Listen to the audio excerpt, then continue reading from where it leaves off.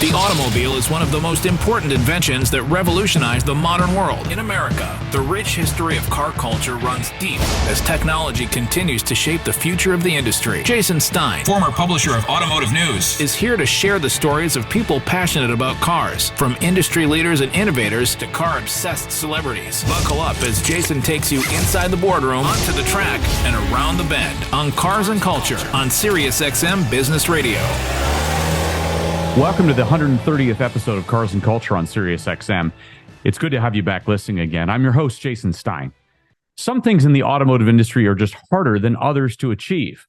Launching a brand from whole cloth qualifies as one of them. Product is also key, but so are many elements, other elements: marketing, branding, messaging, the right segment, the right price, and the right leaders. Take Genesis as an example.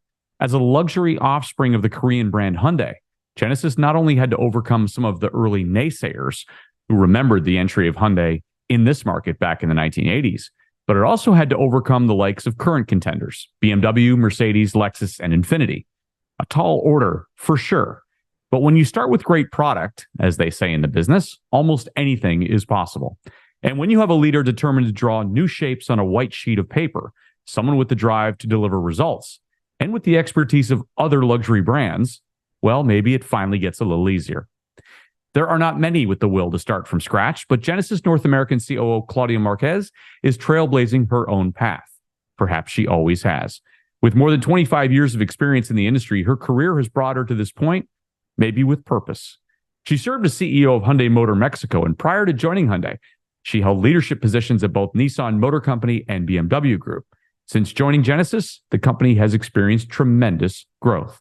It continues to set U.S. sales records.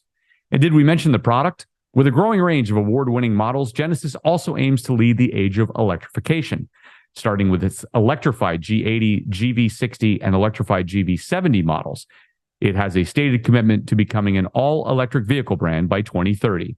Whichever way it goes, she will lead the charge. Today, we talk cars, culture, leadership, and resiliency with a woman who is creating her own car culture inside a not-so-startup brand. Genesis North American COO, Claudia Marquez, on Cars and Culture. Hi, how are you? My name is Claudia Marquez. I'm Chief Operating Officer for Genesis Motor America, and this is Cars and Culture with Jason Stein. Thank you. My congratulations are in order to start the program, because my guest this week is not only one of the absolute rising stars in the industry. She's not only leading a brand that is a rising star as well, but she's also been named recently one of Latin America's 500 most influential people. Congratulations, Claudia. Welcome to the program. Thank you very much, and thank you for that introduction. I'm very honored and very happy. Thank you. Yeah, what did the award mean to you when you heard it? I have to say that in so many years that I have been doing this, when other important entities and many other people actually endorse or make statements like that, I can only be happy. It feels good. I mean, I'm not going to say that I'm honored and humbled. I actually feel joy. It has been a very long run, a lot of work.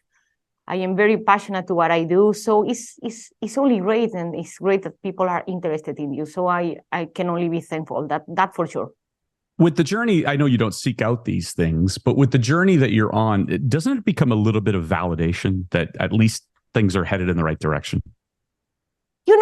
Yes, but actually something also very personal. So we all have different motivations, right? And I have found in many, many years that one of my main drivers is not necessarily validation, but when people look at you and see something positive. And I tried hard, and I am just happy. And of course, now with social media, is something that you can easily see, right? And when I started so many years ago, that wasn't the case. So it feels good. I feel proud and happy and motivated to continue without doubt.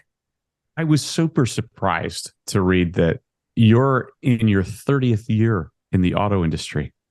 Okay. We just revealed my age, you must have right? been 10, right? I don't thank understand.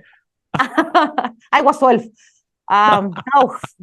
So on one hand, it's always very nice to get to another year, and even more when you have the opportunity of representing a brand like Genesis. But oh my God, when I see 28 and then 29, and it's like, hey, this means it's official, I'm getting older by the day, which I knew, but this is a confirmation.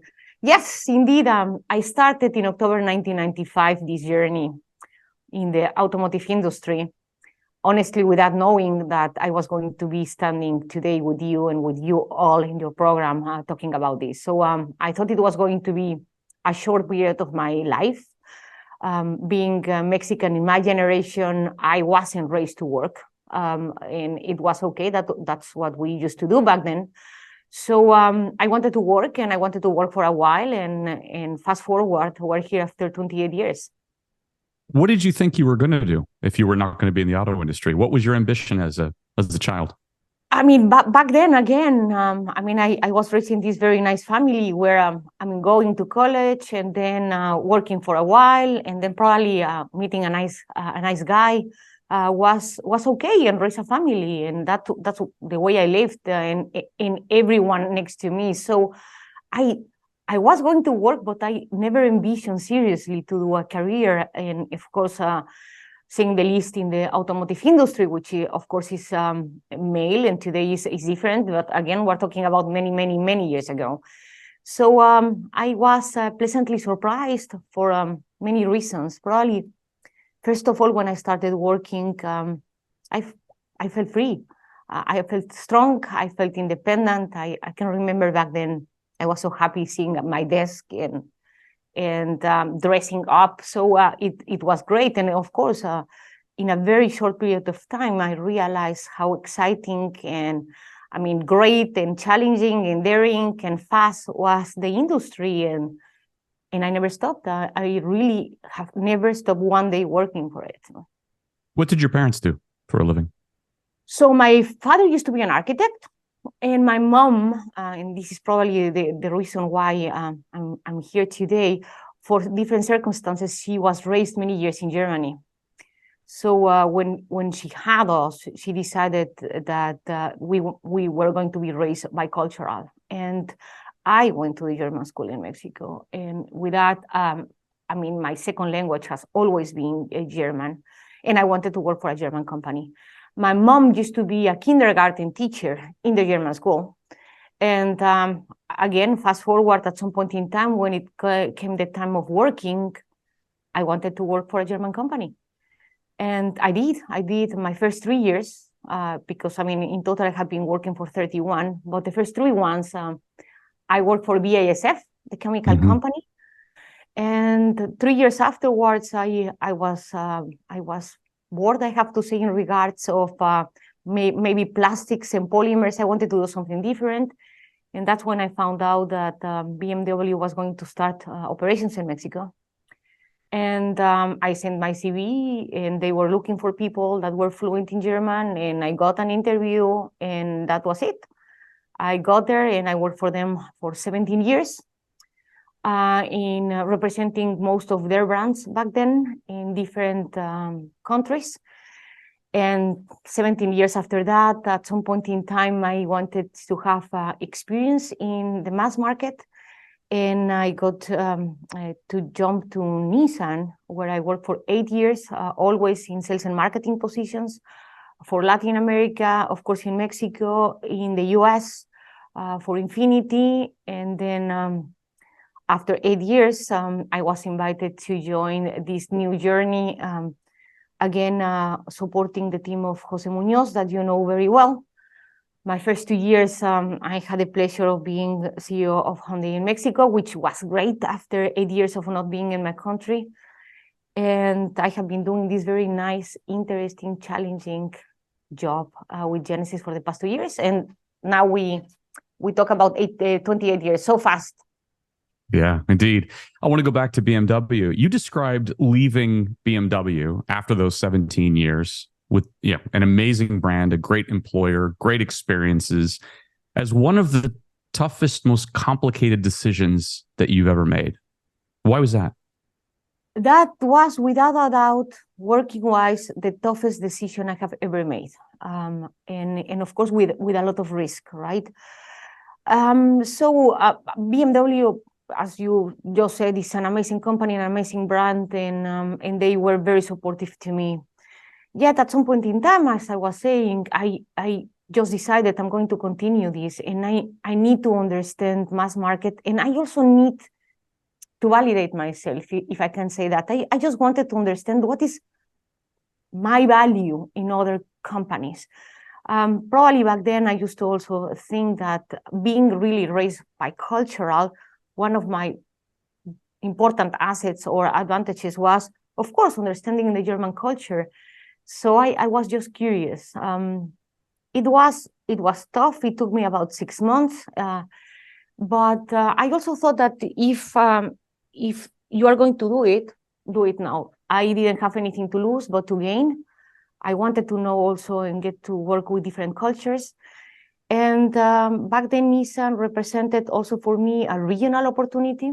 I was going to be head of marketing communications and strategic marketing for Mexico and 27 other countries in Latin America. So I took the chance, and I mean, of course, I was confident in me. I knew that it's going to be, again, of course, a long way just to position yourself in the company, to get to know the people, for everyone to get to know you, to win and gain this respect.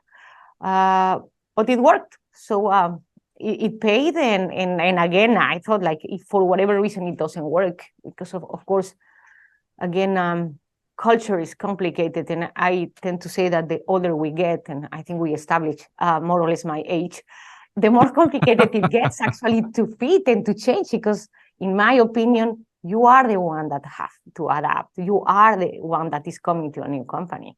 You are the one that have to learn and of course, bring your input, but first of all, respect and embrace the company you're working for.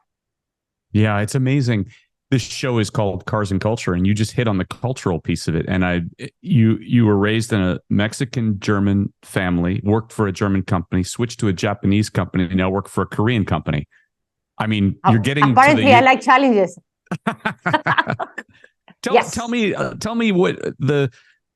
what are the differences among each one of those cultures? I mean, all of them. First of all, I mean, talking about me towards those cultures, it has been in a span time frame of 28 years, right? Right. So it has been also very interesting because I have been growing up as a person, as a human, as an executive, then in this amazing industry, and get to learn, of course, the companies in different standings, right? What I can say that generally, I mean, all three companies, all three cultures are great. Of course, I mean, as many other cultures in the world are different. I'm very happy today working for this amazing Korean company. It's also, as you know, a family company that don't compromise anything. Talking about innovation, talking about investment, talking about just the freedom of letting you make things happen, right? The trust and collaboration is outstanding. So I can only say that in my different journeys, I have always met positive people where you can always learn and again embrace and be happy, be a part of it. And now you're on this enormous journey to build a brand effectively from scratch and a white sheet of paper. And you compare that to your previous experiences with long established German, the ultimate driving machine, right? I mean, BMW is, you don't have to explain BMW to anybody. You don't have to explain Nissan to anybody. But, Genesis has the advantages, I'm guessing, I'll ask you, of being able to pick from whichever direction it wants to and then head that way on a rocket ship. I mean, what a bigger opportunity for me, honestly. If you think in such a competitive environment, and when we're talking about, first of all, automotive industry, but then luxury. If I would I mean, just think 10 years ago that I was going to do this, I probably would have thought back then, oh my God, this is almost going to be mission impossible, right? Why? There are so many brands outside that are so established that of course, bringing a new proposal was probably going to be difficult. It has been amazing. I have to say that I am enjoying this so much because, first of all, everything starts with the product. And I don't think, I need to say much. You just have to be able to see our products and live them and see them. I mean, the design outside, inside, the features. I really can say this 100% in all my 28 years. I have never, ever been stopped as many times as I am with Genesis, if this is in the US or in Europe or in Asia. It is outstanding. So the basics are there. The products are really amazing. Now, of course, what is the challenge? The challenge is that we're new. As you were saying, we're starting here from scratch. And this represents actually, in my eyes, an amazing opportunity. Because we are learning and experiencing every day and aligning the strategy of the positioning of the brand to what customers actually are engaging with us.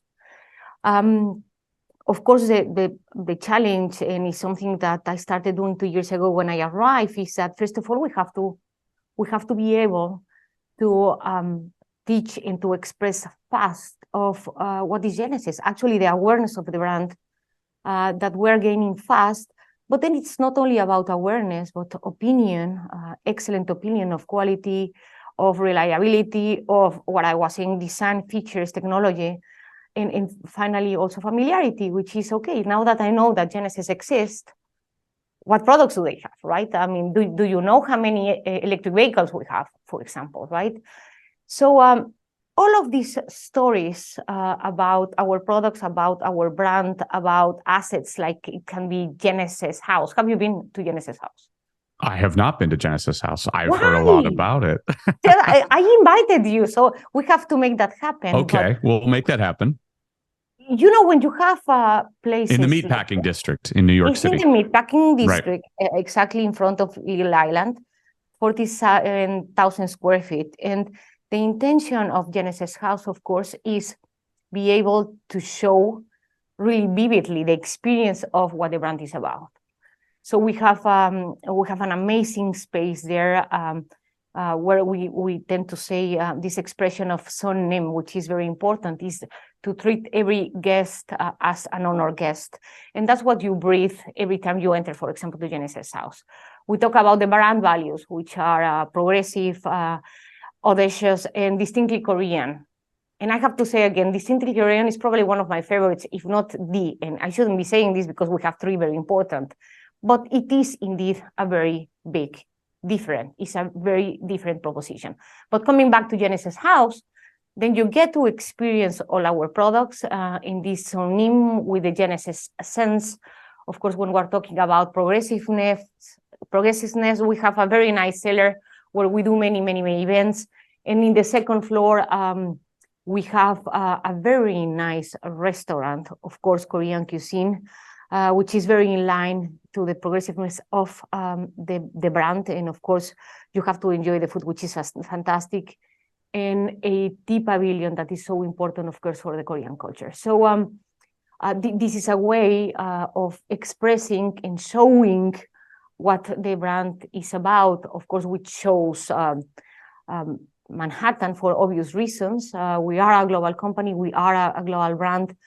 But anyway, all of these opportunities that we are creating every day to represent and to present Genesis as this very new, challenging, disruptive proposition.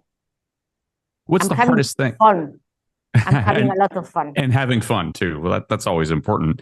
Oh, what's the hardest thing in trying to convince a buyer in that segment to change brands? I mean, of course, is again awareness and loyalty is logical. Of course, I mean you can see it in fit in these amazing products, and I think the biggest challenge is to be able to bring as many people as possible to test drive a vehicle. Because once you are there, the decision is actually very easy, right? But I mean, we have to be very, very aware that this is not a sprint, but a marathon. It's going to take time as well. And we are making sure that every step of the way, every strategy, every execution, every way of presenting ourselves is with those lenses and with very strong steps. We know we do our business plans every year. We know where and how we want to grow, how fast we want to do it. But we have to always have the customers in the center of everything. And of course, one of the things that is important, and you probably are going to ask me about that, and let me just start on that, is customer experience. So I was mentioning the importance of zoning being a core heart of the culture of our Korean company. And of course, we want to present our brand in the way they need to be. And we are in that process as well. We are reshaping that part as well by building these amazing exclusive Genesis facilities that are showing and representing, again, us the way the brand needs to be represented. Of course, building and creating this complete dealer net throughout such a big country takes its time. But we are very happy that we started already opening these very amazing places that we prefer to call not necessarily dealers, but it's when you enter into that, you really feel as comfortable as in your own home. We just recently opened the latest one in Cherry Hill. I also invite you to go there, because I don't think I have enough words to be able to express what it actually means. We expect to open 40 of those by the end of this year and 100 by the end of 2024. And with that, of course, we're going to completely walk the talk by being able to express every value, every sense in the importance in the differentiation of the Genesis brand. And you've done some very innovative things as well. You've aligned with Vogue in order to position the brand's design leadership and really introduce the uninitiated to the brand through events and hospitality. How did that come about?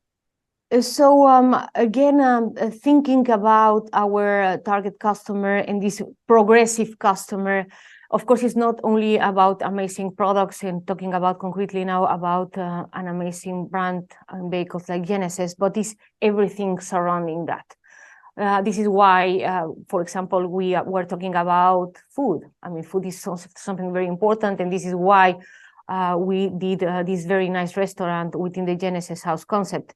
So now coming back to the question of fashion, it is also a very, very important part of culture.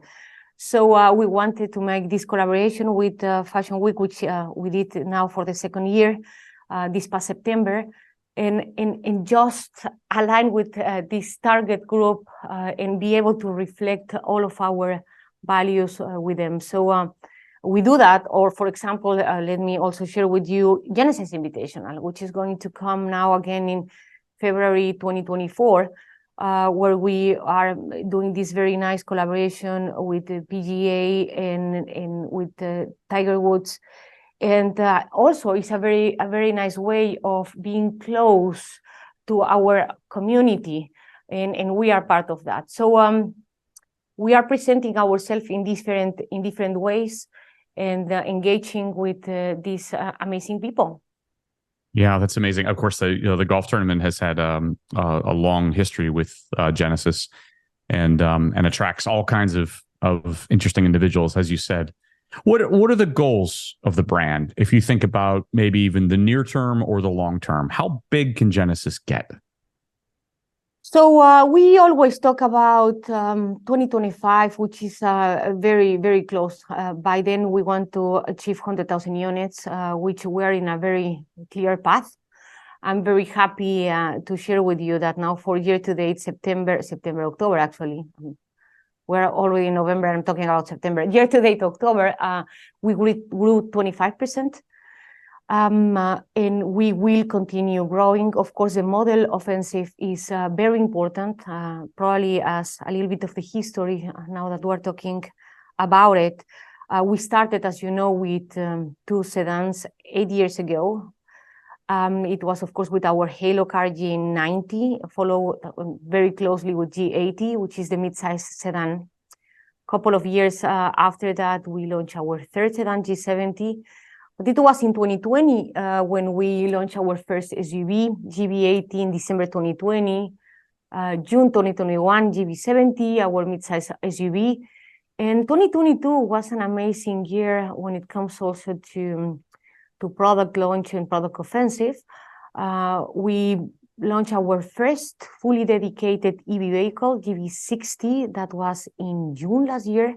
September, we launched our second one, electrified G80. And then we introduced in LA Auto Show, which is going to be next week, as you know, last year, our electrified GV70, which also I have to say very happy and very proud of being the first vehicle, Genesis vehicle, being built, assembled outside Korea.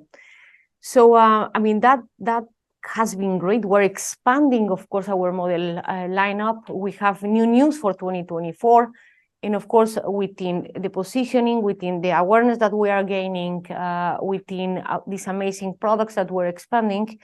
The ambition is big, with very strong steps, and I was mentioning 2025 at 100,000 units at least.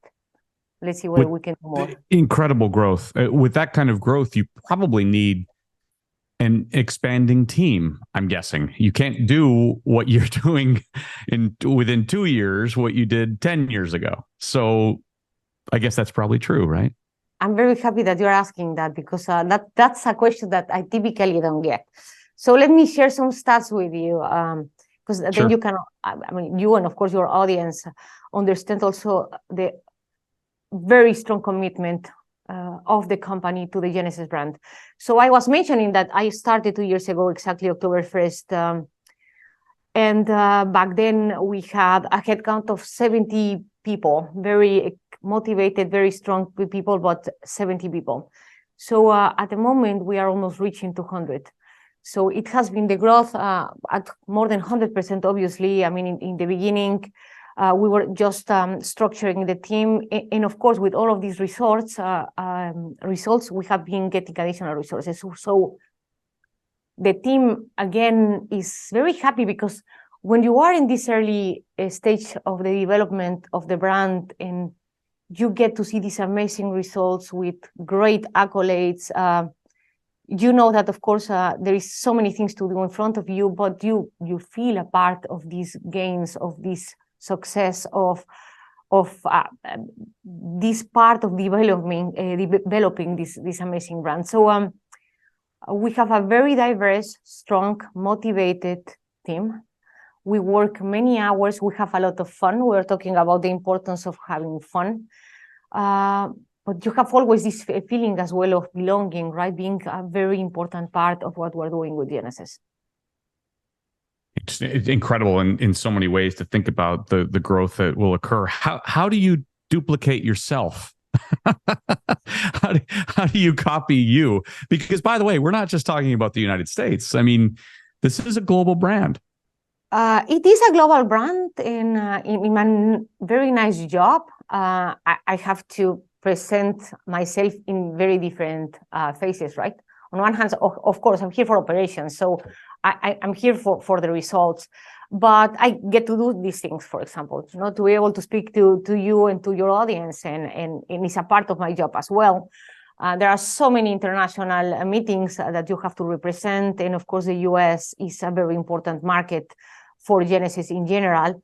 I don't know whether you knew this, but I also have the pleasure of being responsible for Canada. So, yes. Of course, that's also another layer. And I mean, duplicate myself on one hand, but on the other hand, I also happen to be a mom, and I happen to be a wife, and I happen to be a daughter.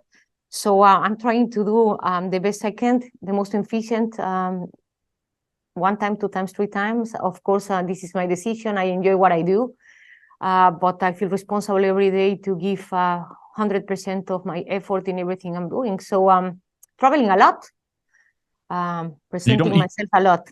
you don't just have, you're not just a mother, but you're a mother of teenage girls as well. So run for your life. And this I say very often. Yes, I have two girls, 19 and 16. That's right. Yes, I'm having fun, challenging timings without a doubt. So I'm trying to be, of course, present with them always.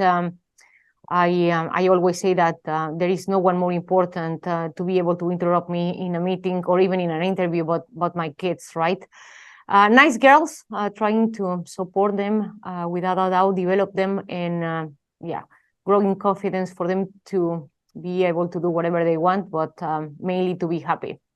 A little bit more about you. You once said that one of the best books that you've read recently was the biography of Michelle Obama. But most importantly, to understand her determination, being true to herself, is probably one of the best things that one can do. I know that being a female leader in the auto industry has its challenges. You've talked about that as well. Are things changing? Yes, I mean, without a doubt, things are progressing. Again, talking about these 28 years, there is a long way to go. Yes, there is a long way to go. Yet, I need to share that. I mean, you just say that be brave, be true to yourself. I think one of the biggest compromise sometimes is us as females. I mean, we're still trying to prove ourselves, and even more when it comes to industries as the automotive industry. So probably you didn't ask me for my advice, but what has helped myself is that I think it was about 15 years ago when I one day decided two things. One, I was not going to be like a guy. I actually am not. I'm a woman, and that was a great advantage. And I wanted to use it, embrace it, and be very proud of it. We are different. We operate different. We are wired different. And my proposal on the table was going to be me, being me in the way I was performing. And then very shortly after that, I stopped seeing myself as a woman. I just was operating as the leader I am, not necessarily attaching that to a gender. And here we are. I mean, of course, I'm still surrounded by very nice, intelligent guys most of the time, having a lot of fun. So I mean, yes, we still see we now see more women, but there is such a big opportunity in front of us. So I enjoy it, and I just try also to support the new generations. It is indeed an exciting, amazing, crazy, challenging, fast industry, and I only recommend also females to do, if they want to do it, to work hard and be, as you were saying. I mean, the confidence is key. Who are your role models in the industry or outside of the industry? I like Angela Merkel. Well, there we go. Well, that goes to your German past. That's great. To my German past, and I'm very straightforward, as you probably can see in my way of talking. I typically don't accept no for an answers. I give all my heart and all my passion to what I do. I never ask anyone for something that I would not do myself. And I mean, don't compromise is what I try to do every day. So when I see these role models, that's what I probably embrace and like the most.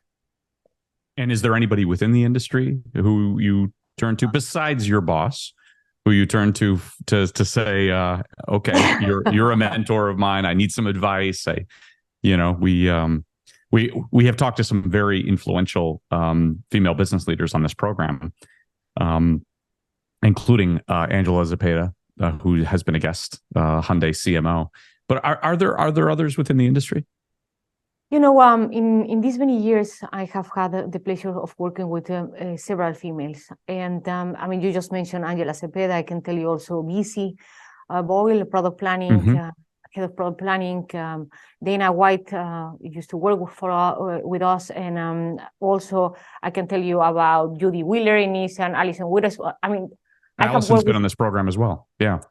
Alison, I mean, I work with her so many years. Mara Gonzalez in Nissan. There are so many, and of course, it's great to be able to be close to all of them because we support each other. We exchange always viewpoints and experiences. But not only, I have to say, in this level, I get to be also a mentor of many other females, which is great because, of course, on one hand, you are mentoring because you happen to have the experience. But on the other hand, I have to accept that for me, it's a mentoring because I get to know and to understand new generations that also keep me updated, right? To be able to learn, to advance, to change, to adapt to is something that is key. So I love to have the opportunities of always being as close as possible to all of them. One of the biggest changes you said, one of the most surprising things that you've seen in the last 25 years, most important changes that you've been a part of is the start of electrification. And tell me a little bit about what that means for Genesis. Tell me what it means for the company as a whole and maybe the industry, because there's been so much talk, Claudia, about electrification. I mean, you can't read something today without hearing about electrification, whether consumers are interested, whether they're not interested, whether the infrastructure is there.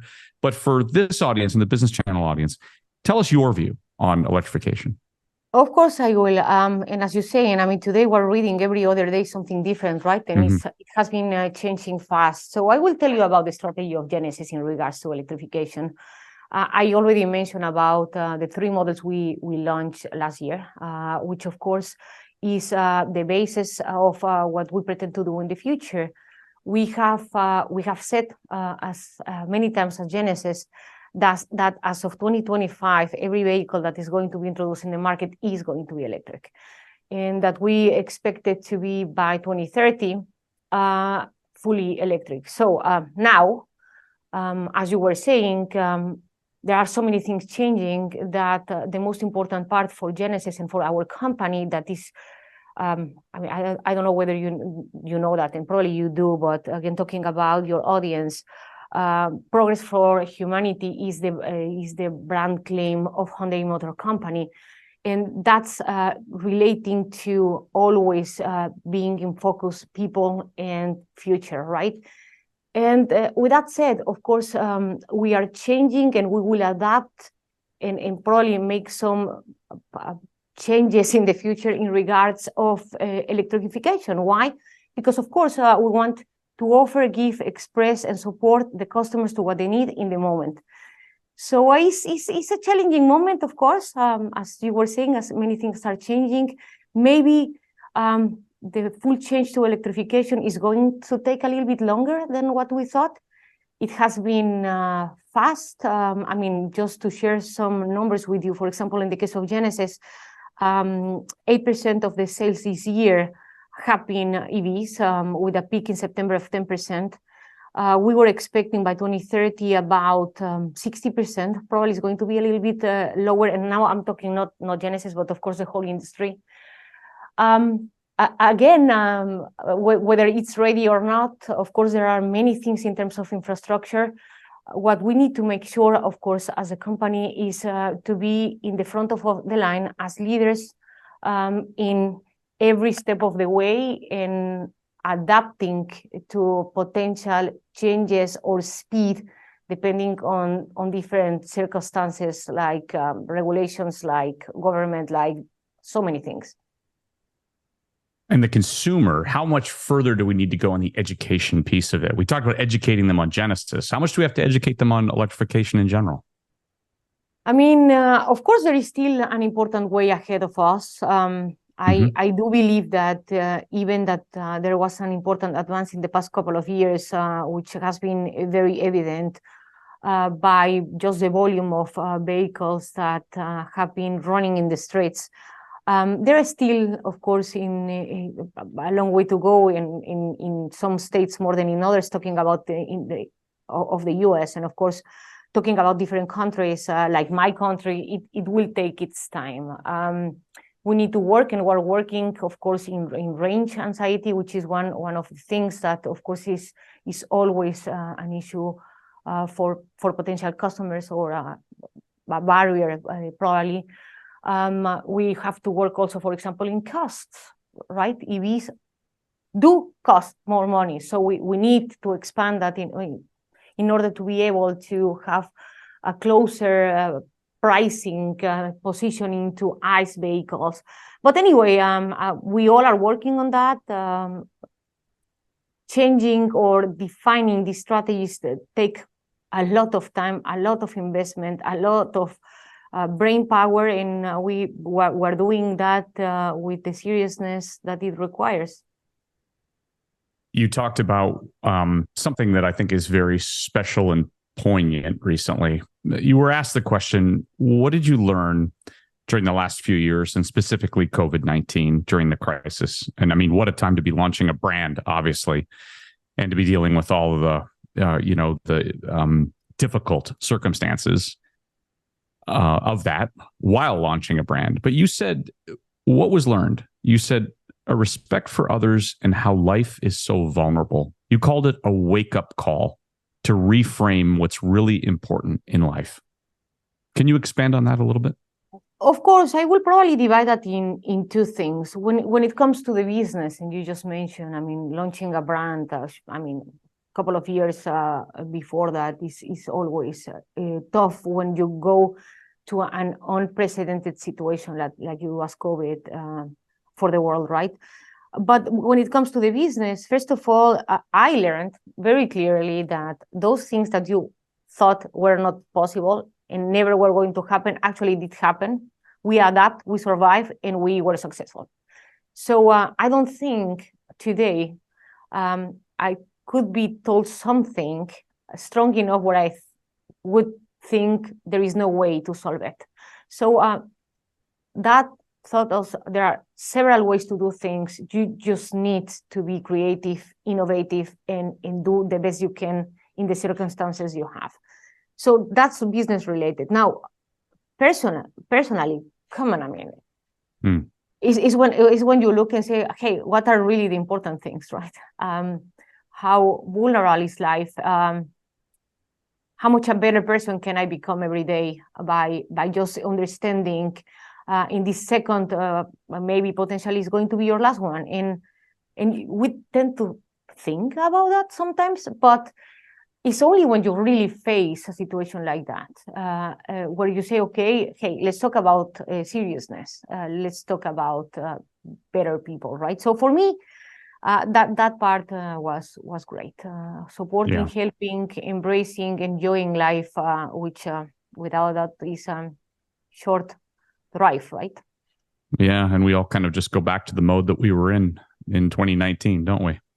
Wow! I mean, let me share with you that I was working in Mexico, and it was on a Friday where I was going to join my family for spring break here in Park City, Utah, and I came with a very small luggage because I was going to come to Mexico back in 1 week, and it didn't happen, right? I mean, in the beginning we thought it's going to happen like in 2 weeks or in 3 weeks, and I mean, no one saw that coming.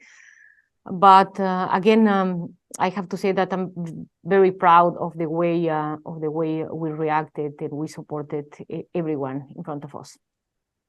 Final few minutes left, Claudia.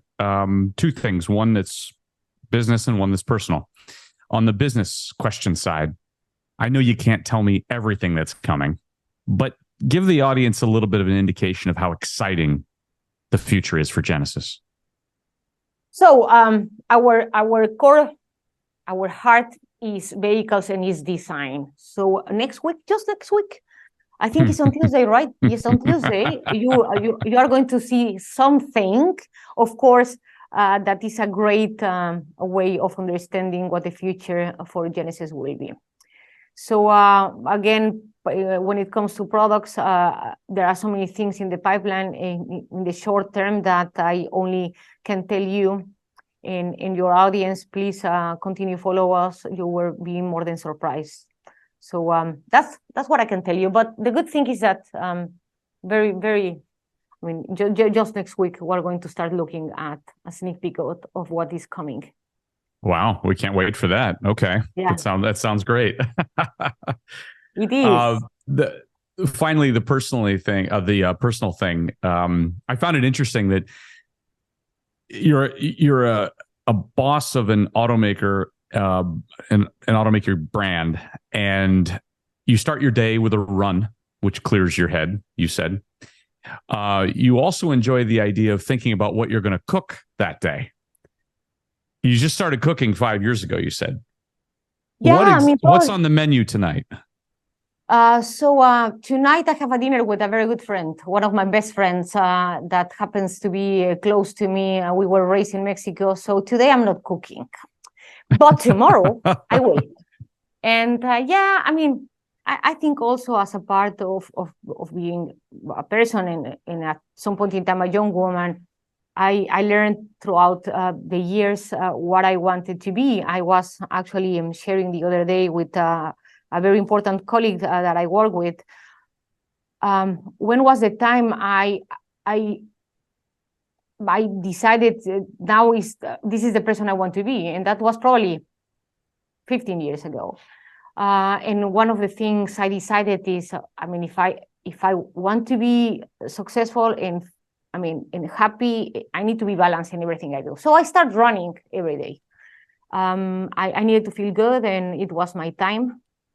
I typically don't think about work when I'm running. I probably think about what I'm going to cook, but I segment my life very clear. So when I'm running, and I'm listening to music. I love music. And what I learned as well after some years is, first of all, I like to eat a lot, and I didn't know how to cook, and I miss Mexican food when I was in the US. So I started learning, and then I realized I was good at it. I was very happy in eating my whatever cook of the day.